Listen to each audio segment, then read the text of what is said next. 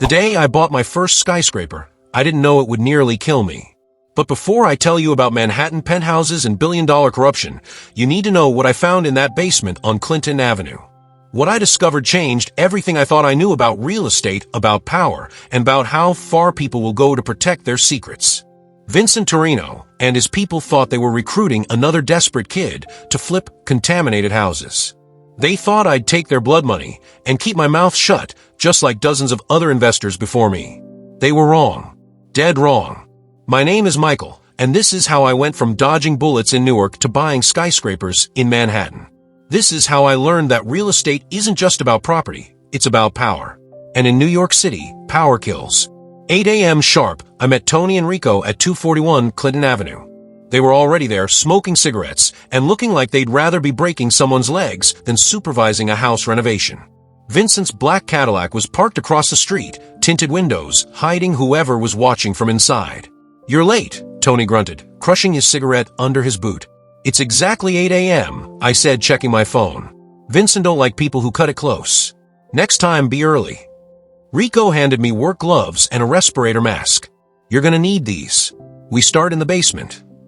The smell hit me even through the mask. That same chemical burn I'd noticed the day before, but stronger now.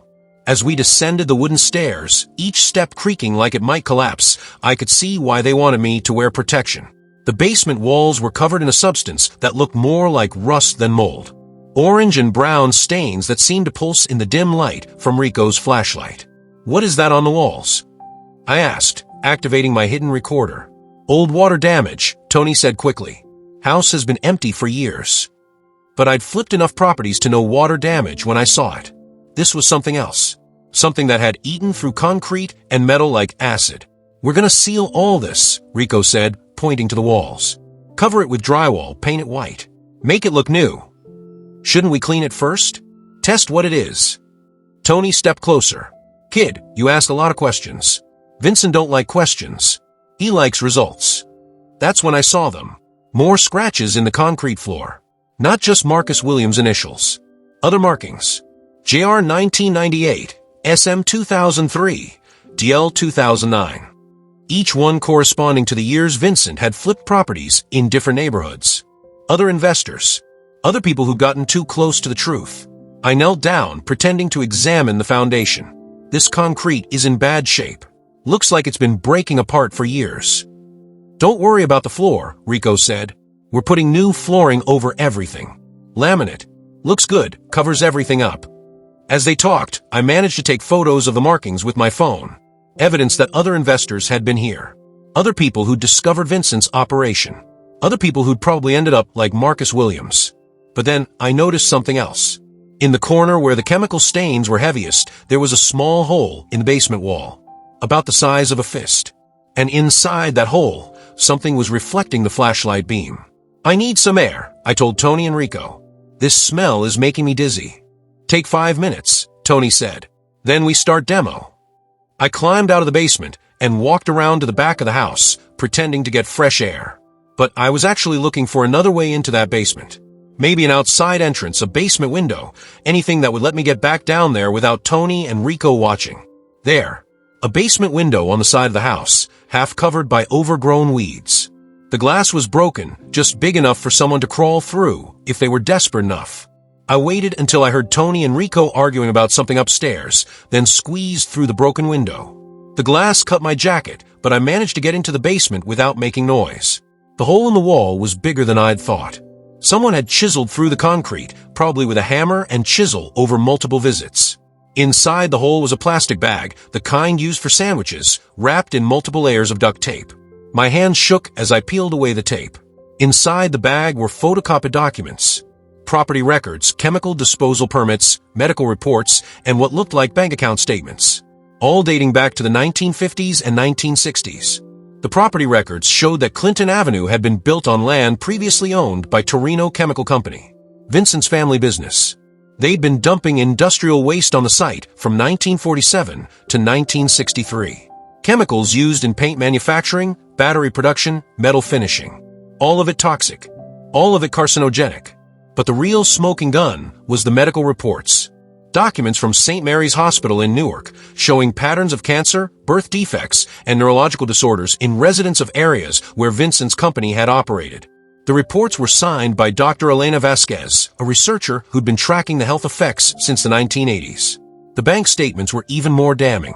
Regular payments from Torino real estate to city officials, EPA inspectors, hospital administrators. Monthly bribes totaling hundreds of thousands of dollars, paid out for decades to keep the contamination secret. At the bottom of the stack was a handwritten note. If something happens to me, give this to FBI agent Sarah Chun, Newark field office. Tell her Marcus Williams found the truth. M.W. Marcus had known he was in danger. He'd prepared for his own death. What the hell are you doing down there? Tony's voice boomed from the top of the basement stairs. I shoved the documents into my jacket and tried to look casual. The window was open. I was checking if there's any exterior damage that might affect the foundation. Tony's footsteps thundered down the stairs. Rico was right behind him, and neither one looked happy. You were supposed to wait upstairs, Rico said, scanning the basement with his flashlight. Why are you going through our stuff? I wasn't going through anything. I was just... Tony grabbed my jacket and pulled me toward the stairs. Time to go. Vincent wants to see you. Now. We just started. Now. They marched me up the stairs and out to Vincent's Cadillac. The back door opened, revealing Vincent Torino in an expensive suit, smoking a cigar that probably cost more than I made in a week. Get in, he said. I slid into the leather seat, documents burning against my chest like they were on fire. Vincent studied my face with cold eyes. Tony says you were poking around where you don't belong. I was just checking the foundation, making sure the house is structurally sound before we start major renovations.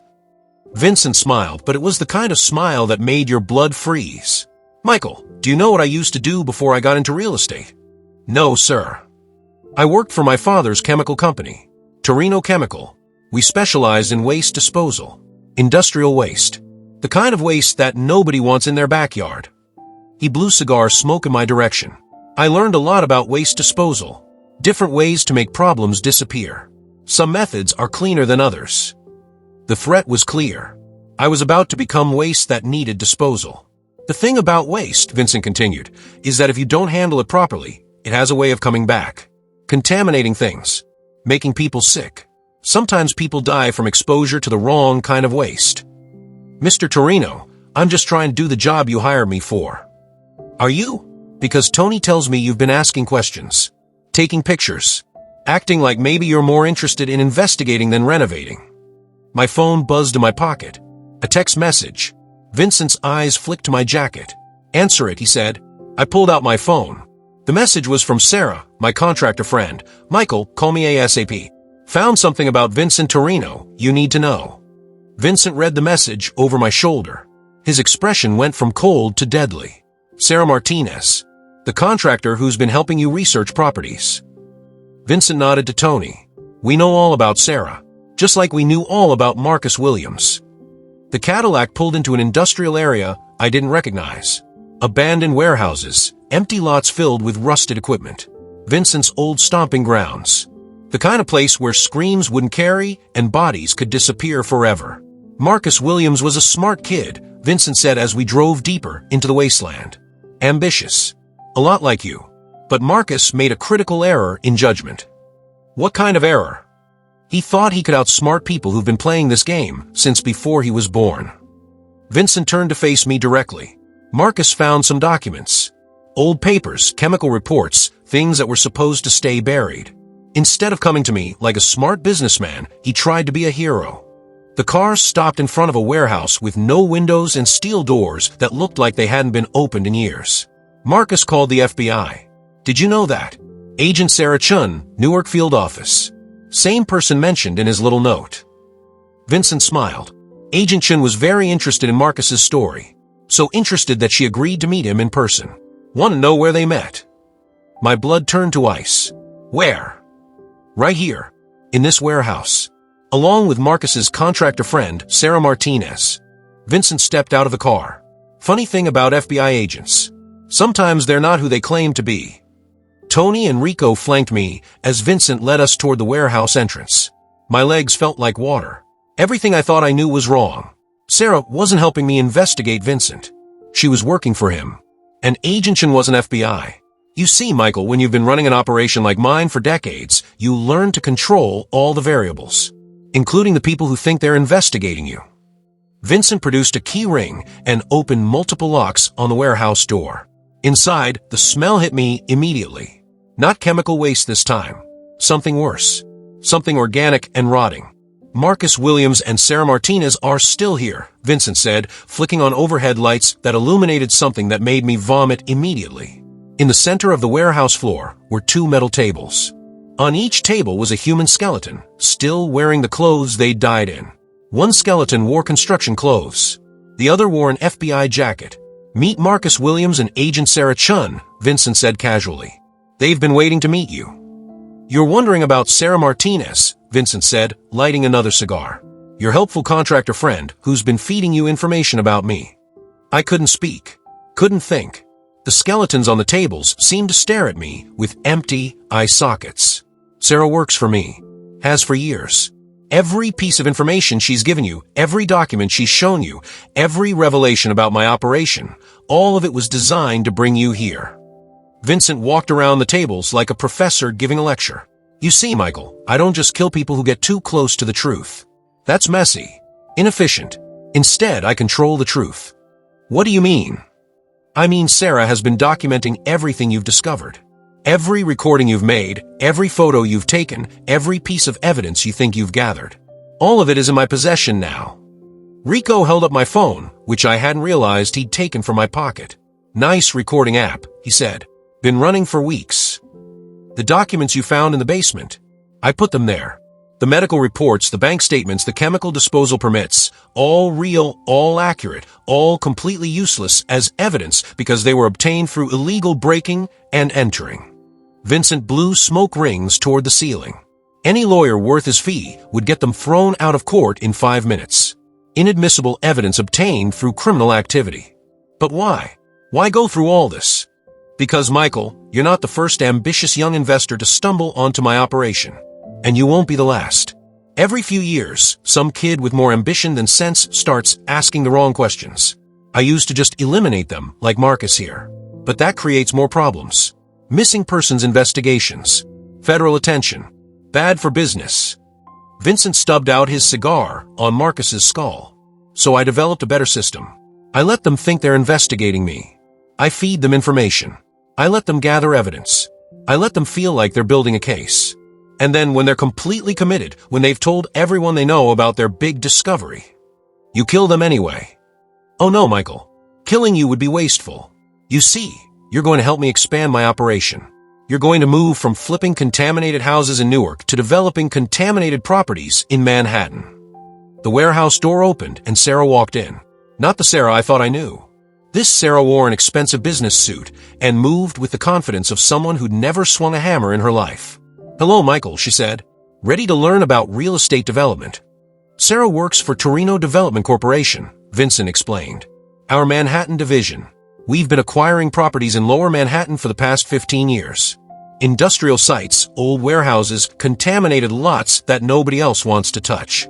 Sarah spread blueprints across a clean table she'd brought in. We buy them cheap, do minimal cleanup, then develop them into luxury housing. Condos, apartments, mixed-use buildings. We sell them to young professionals who think they're getting a deal on Manhattan real estate. Just like Newark, I whispered. Exactly like Newark. Except in Manhattan, we're not talking about $75,000 house flips. We're talking about multi-million-dollar developments. 50-story towers. Penthouse suites that sell for $10 million each. Vincent joined Sarah at the table. We want you to be the face of our Manhattan operation. Young, ambitious, relatable. Someone who can attract investors and buyers without raising suspicions about environmental contamination. The same contamination that's been making people sick for decades.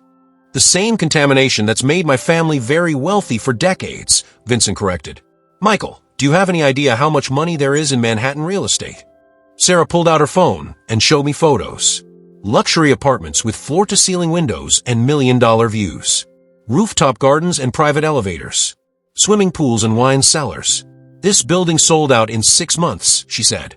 Average price per unit, $8 million. Total project value, $400 million. How much did it cost to build? 40 million, including buying the contaminated land for 2 million. Vincent smiled. That's a 1,000% return on investment. In 2 years. The numbers were staggering. More money than I'd ever imagined. More money than Vincent's Newark operation could generate in a lifetime. What makes you think I'll help you poison people in Manhattan the same way you've been poisoning people in Newark? Because, Vincent said, you don't have a choice. You've seen too much. You know too much. Your only options are to join us or join Marcus and Agent Chun on those tables. Sarah closed her phone and looked at me with eyes that held no warmth. Besides, you've already been doing it.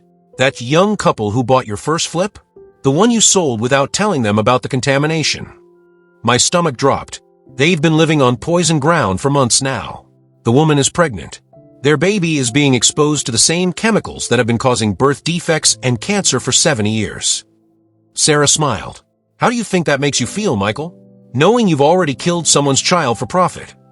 I stood in that warehouse, surrounded by skeletons and blueprints, listening to Vincent and Sarah describe their Manhattan empire.